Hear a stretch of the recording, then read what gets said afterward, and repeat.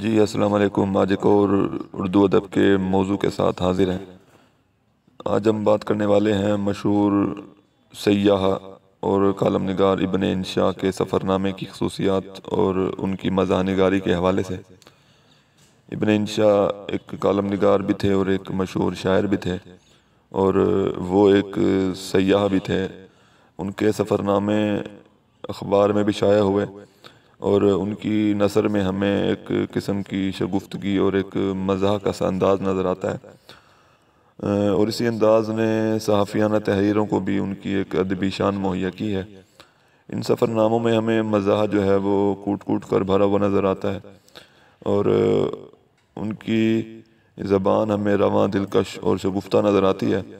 ان کی نثر میں ہمیں مزاح جو ہے وہ جاری و ساری نظر آتا ہے۔ وہ بتاتے ہیں کہ کیسے دنیا آباد ہے، وہاں کے باشندے وہ اپنے سفر کے دوران جو ہے وہ بتانے کی کوشش کرتے ہیں کہ دنیا کیسی ہے، وہاں کے باشندے کیسے ہیں، ان کا طرز زندگی کیا ہے، اور فطری تجسس ان کے اندر موجود ہے، اور اسی تجسس نے ان کے سفر ناموں کو ایک دلچسپ چیز بنا دیا ہے۔ ڈاکٹر ریاض احمد ریاض تبصرہ کرتے ہوئے لکھتے ہیں کہ عوام میں اپنے سفر ناموں کی مقبولیت دیکھ کر انہوں نے اپنے اگلے پچھلے تمام سفری کالم اس میں جمع کر دیے ہیں۔ انہوں نے جب بھی سفر کیا ہے تو انہوں نے ایک سوشل نقاد کی حیثیت سے سفر کیا ہے۔ جب بھی وہ دوسرے ملک میں جاتے ہیں تو وہ وہاں کی خوبیاں دیکھتے ہیں، اور پھر وہ ان خوبیوں کو موازنہ کرتے ہیں اپنے وطن کے ساتھ۔ تو ایک جگہ پہ وہ لکھتے ہیں کہ لوگوں کو چاہیے کہ سچے مسلمان بنیں، اگر ہماری موجودگی میں کسی وجہ سے نہیں بن سکتے تو ہمارے بعد بنیں۔ رمضان شریف کی آمد ہے، دن میں ایسے ہوٹلوں میں جائیں جو رمضان شریف کے احترام کے آداب جانتے ہوں۔ اسی طرح کی جگہ پہ لکھتے ہیں اور ہیلتھ افیسر کو ہدایت دیتے ہوئے کہتے ہیں کہ علامہ اقبال ٹاؤن میں ہمارے گھر کے ساتھ جو کوڑے کا فلک بوس ڈھیر ہے وہ وہاں سے ہٹنے نہ ہٹے، ورنہ ہم اپنے اجنبی کو اپنے گھر کی اور ایک نشانی بتایا کریں گے۔ یہ جو اسلوب ہے ابن انشا کی مزاح نگاری کا حصہ نہیں ہے، بلکہ دراصل یہ اسلوب ہی ان کا ایک فن ہے۔ ان کی تحریریں ہمارے معاشرتی طرز عمل کی اور ہمارے سماجی شعور کی عکاسی کرتی ہیں۔ وہ ہماری زندگی کے بدنما گوشوں اور بدنما پہلوؤں کو ہمارے سامنے لانے کا ہنر بھی جانتے ہیں۔ ابن انشا نے اپنے سفر ناموں میں جرمنی اور لندن کے مختلف جو اسفار تھے ان کی تعداد بیان کی ہے، اور انہوں نے کئی ہوٹلوں، غسل خانوں کی تفصیلات انہوں نے مہیا کرنے کی کوشش کی ہے، مگر ہمیں ان تفصیلات میں بھی یکسانیت نہیں ملتی۔ وہ گھسے پٹے اور عام سے موضوع کو بھی ایک نئے، انوکھے اور اچھوتے انداز میں بیان کرتے ہیں۔ جیسے ایک جگہ پہ لکھتے ہیں کہ فرینکفرٹ میں ہم نے غسل خانے جانا تھا، اس کا دروازہ ہی نہ ملا۔ ہم نے مینیجر کو بلا کر کہا کہ کہاں ہے دروازہ؟ اس نے کہا کہیں بھی نہیں، کیونکہ آپ کے کمرے کے ساتھ غسل خانہ نہیں ہے۔ اس پر ہم نے کہا جناب ہمیں غسل خانہ چاہیے، اس کے ساتھ کمرہ ہو یا نہ ہو کچھ پرواہ نہیں، ہم غسل خانے کے تخت طاؤس پر بیٹھ کر غور و فکر کرتے ہوئے وقت گزار لیں گے۔ اس قسم کی جو تحریر ہے اور جو شگفتہ انداز تحریر ہے یہ ہر کسی کے بس کی بات نہیں ہے۔ تہذیبی پابندیوں کے باوجود بھی وہ ہر ماحول کی عکاسی کرنے پر یکساں قدرت اور مہارت رکھتے ہیں۔ ان کے سفر نامے کی اکثر تحریروں میں ہمیں طنز و مزاح کی جو چاشنی ہے وہ نظر آتی ہے، اور اسی وجہ سے سفر جو ہے جو ان کی حیثیت جو ہے وہ بالکل ثانوی سی ہو جاتی ہے۔ مثلاً ایک جگہ پہ وہ اہل فرنگ کے متعلق لکھتے ہوئے کہتے ہیں کہ ہمارے حساب سے اہل فرنگ میں نیکی اور نیک چلنی کا فقدان ہے، کیونکہ اکثر شراب پیتے ہیں مگر گوشت بھی حلال یعنی ذبح کا نہیں کھاتے، پردے کا بھی چندہ خیال نہیں۔ تو اہل فرنگ کی ان عادات کا ذکر کرنے کے بعد وہ لکھتے ہیں کہ چائے کی پتی میں چنے کا چھلکا نہیں ہوتا، ہلدی میں اینٹیں نہیں ہوتی، چینی دکانوں سے پلک جھپکنے میں غائب نہیں ہوتی، نہ کہیں آٹا جاتا ہے، حتیٰ کہ لوگ مین ہول کے ڈھکنے تک نہیں چراتے۔ تو دراصل وہ اپنے سفر کے دوران اہل فرنگ کی خوبیوں اور خامیوں کا اپنے وطن کی خوبیوں، خامیوں اور یہاں کے لوگوں کی عادات و اطوار سے ان کا ایک قسم کا موازنہ کرتے ہیں، اور ان کی خوبیاں بتا کر وہ اپنے ہم وطنوں پر طنز کرتے ہیں، جس سے ایک مزاح کی سی حالت پیدا ہوتی ہے۔ اور ہم بہت کچھ سوچنے سمجھنے پر مجبور ہو جاتے ہیں۔ ابن انشا اعتراف کیا ہے کہ سنجیدہ تنقید نگاری یا تصویر کشی جو ہے وہ ان کے بس کا روگ نہیں ہے۔ شدید حصے مزاح کے باعث ان کی جو نگاہ ہے وہ چیزوں کے ظاہری حلیے پر اور ان کی جو مذکر خیز پہلو ہیں ان پہ سب سے پہلے پڑتی ہے۔ اس کے علاوہ ابن انشا کی ایک اہم خوبی یہ ہے کہ وہ اپنی ذات سے مزاح پیدا کرنے کی کوشش کرتے ہیں۔ مثال کے طور پہ جرمنی کے شہر میونخ میں جو خاتون ان کے گائیڈ کے لیے ان کے ساتھ کام کر رہی تھیں، جب انہیں لینے کے لیے ہوائی اڈے پر پہنچی تو ابن انشا نے ان سے اپنا تعارف یوں کرایا کہ ہم نے موصوفہ سے کہا تم اپنے حساب سے یوں سمجھ لو کہ جیسے جرمن ادب میں گوئٹے ہے، کچھ ایسے ہی اردو ادب میں ہم ہیں۔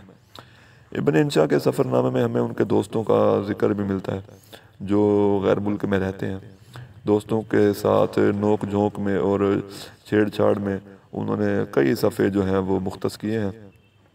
ایک جگہ پہ لکھتے ہیں کہ ہمارے عالی صاحب جن کو ہر کوئی بیکار سمجھتا تھا ولایت جا کر کام کے آدمی بن گئے ہیں۔ ہم نے آدھا وقت امور خانہ دری میں مصروف پایا۔ کشیدہ کاری تو انہوں نے خیر نہیں سیکھی لیکن کھانا بڑے سگڑاپے سے بناتے ہیں۔ جاپان کے سفر کے دوران ابن انشا کا جو دھیان تھا، ابن انشا کا دھیان جو ہے وہ زیادہ تر ملکی مسائل کی طرف ہی رہا، کیونکہ وہ دور جو تھا وہ پاکستان میں سیاسی ہنگاموں کا دور تھا۔ ابن انشا سارا دن پاکستان کے متعلق خبریں تلاش کرتے اور پاکستان میں فسادات کا اور لڑائی جھگڑوں کا سن کے وہ پریشان ہو جاتے تھے۔ یہاں تک کہ جاپان والوں کی جو انفرادی خودکشی کی کوشش تھی اور اس کی خبریں جب وہ سنتے تو ان کا دھیان پھر بھی اپنے ملک کی طرف جاتا اور وہ کہتے کہ جاپان والوں نے انفرادی خودکشی میں کمال پیدا کیا اور ہم نے اجتماعی خودکشی میں۔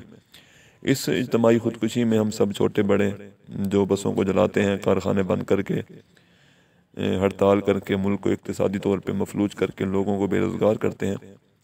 ابن انشا دراصل اپنے مزاح کے ذریعے پاکستان کے معاشی اور سیاسی مسائل کا ذکر کرتے ہیں۔ ایک اور جگہ پہ لکھتے ہیں کہ جاپان میں جب وہ گئے، ابن انشا جاپان میں جب گئے تو وہاں ان کے ساتھ کیا صورتحال پیش آئی کہ ہوٹلوں میں مسافروں کے کمروں میں ماچس، چھپے ہوئے کپڑے کا زیر جامہ اور چپل مہیا کی جاتی تھیں۔ انہیں تحفے لے جانے کا خیال آتا ہے تو ابن انشا کہتے ہیں کہ ایک چپل بھی ہمارے کمرے میں دھری رہتی تھی، اس پر بھی ظالموں نے گرینڈ پیلس ہوٹل نقش کر رکھا ہے، ورنہ تحفے کے لیے بری نہ تھی۔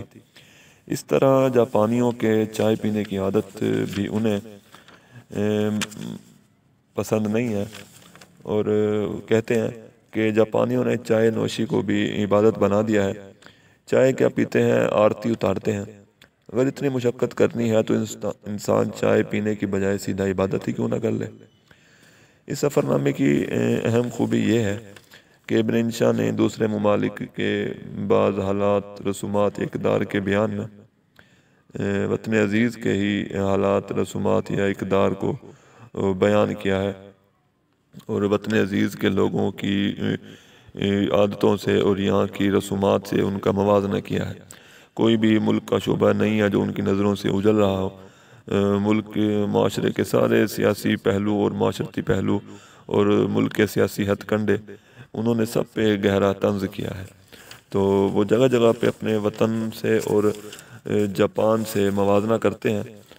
تو چند مثالیں ملاحظہ کیجئے۔ اس کے جاپان میں جب وہ فلپائن میں جب وہ سیر کے لیے گئے تو وہاں انہوں نے کس طرح اپنے وطن سے موازنہ کیا کہ فلپائن میں آج کل ماشاء اللہ لگا ہوا ہے، ہم نے نہیں لگوایا، ہمارے وہاں پہنچنے سے پہلے ہی لگا ہوا تھا، اس کی وجہ سے اب کہ منیلا اپنے گھر کا سا لگا۔ ولایت میں ابن انشا نے اپنے قوت مشاہدے کا بڑی خوبصورتی سے استعمال کیا اور وہاں کے اچھے اور برے پہلوؤں کا ذکر بھی کیا۔